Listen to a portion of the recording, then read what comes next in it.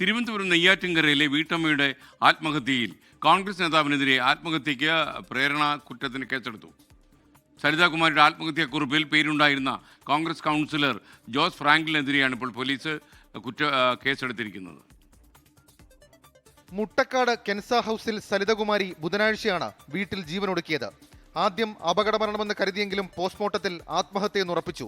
പിന്നാലെ വീട്ടിൽ നടത്തിയ പരിശോധനയിൽ ബൈബിളിൽ നിന്നും 2 ആത്മഹത്യാക്കുറിപ്പുകളും കണ്ടെത്തി. മകനും മകൾക്കുമായി പ്രത്യേകം ആത്മഹത്യാക്കുറിപ്പുകളായിരുന്നു.